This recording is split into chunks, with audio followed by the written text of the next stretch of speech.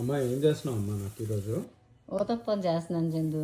పచ్చిమిరపకాయలు, ఉల్లిపాయలు, అల్లము, జీలకర్ర వేసి మంచిగా ఆ పక్కనే ఇలుసులు పులుసు చేస్తున్నాను.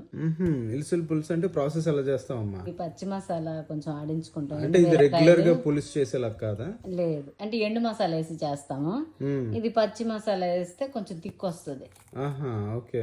ఎండుమిరపకాయలు, ఉల్లిపాయలు, చిన్న అల్లం ముక్క, జీలకర్ర, ఒక టమాటా వేసి మిక్స్ చేసి పక్కన ఉంచుకుంటాం. తర్వాత బాణంలోన ఆయిల్ వేసేసి అందులో ఆవాలు, కొంచెం పచ్చిమిరపకాయలు ఒక 6 పడతాయి, కరివేపాకు వేసుకొని అది వేగుతున్నప్పుడు ఈ చేపలు కడిగేసి పెట్టుకున్న ఉంచుతాం కదా, అవి అందులో వేస్తాము. అవి బాగా వేగుతున్నప్పుడు కానీ అవి గరిటి పట్టేసి కలపకూడదు, ఇలా తిప్పుతుండాలి కాడ పట్టుకొని.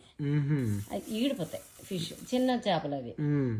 అలా అని చెప్పి అవి వేగుతున్నప్పుడు ఈ మసాలా ముద్ద అందులో వేసేస్తాం.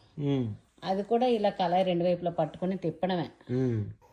అది వేగాక చింతపండు నానబెట్టుకుంటాం, చిన్న బెల్లం, ఒక చిటికెడు బెల్లం వేస్తాం అందులో. అదే అందులో పిండేస్తాం పులుసు.